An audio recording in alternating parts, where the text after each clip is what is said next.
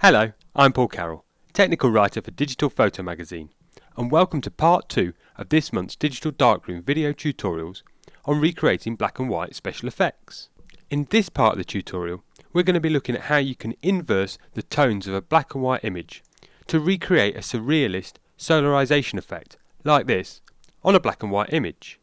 Okay, let's get started. Open up the file Solarization from off the CD-ROM. Now we're going to be using a curves adjustment to invert the tonal range. So go up to the image menu, down to adjustments, and from the flyout menu you want to select curves, which is in the first part of the list, about halfway down.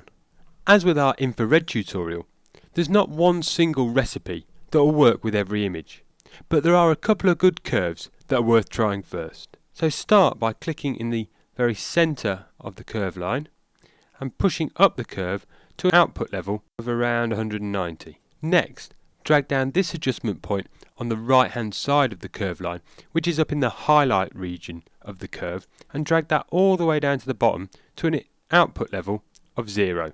So your curve line is forming the shape of a hill, and you can see from our image behind that we've already started to invert the tones.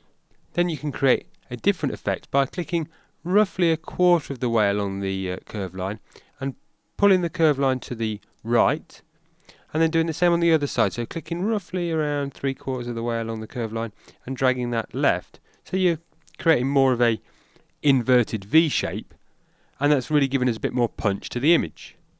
Other curve line variations worth trying are the W and M letter shapes.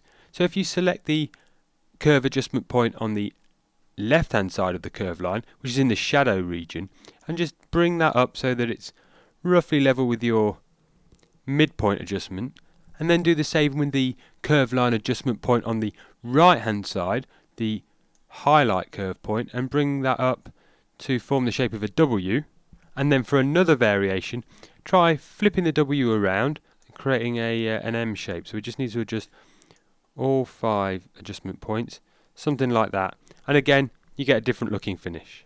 If none of those curves are working quite right on your image though, it's really just a process of trial and error, dragging the curve around till you invert those tones and create an interesting looking effect. I think something like that's working quite nicely on my image, so it's a bit flat, but we're still inverting those tones, something like that. Once you're happy with the curve, you drag the dialog box around so you can see the effect it's having. Yeah, I think that looks quite good. So just click OK. One of the key characteristics of a solarized image is white lines along these tonal edges, and if I zoom in tight like you can see there, you can see that that curve effect that I've just applied has now given these sharp white lines to the tonal edges. And so to really emphasize these edges, what I'm going to do is I'm going to apply some blur just to the edges. To do this I need to make a duplicate copy of my background layer, so I'm just going to drag on my layers palette, and if I go up to the layer menu and down to duplicate layer, click OK. I'm now going to apply a filter just to my background copy layer, which will pick out the edges in the image. So to do that, go up to the filter menu, down to blur, and from the flyout menu select smart blur, which is towards the bottom of the list. Then under the quality box we want to select high, and the mode will normally be set to normal, and we want to select edge only. And you can see from the image preview here that it's really just picking out the edges of the tonal register.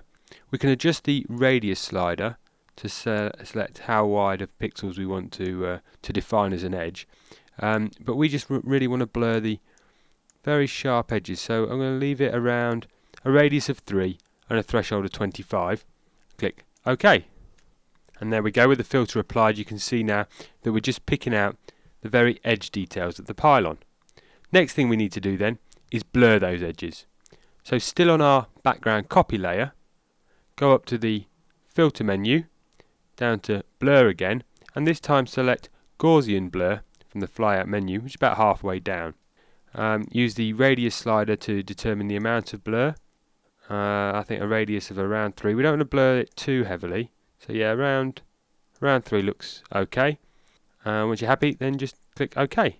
So with that blur applied to our tonal edges, all we need to do now is change the blending mode of our background copy layer and change the way the pixels on this layer are interacting with the layer below.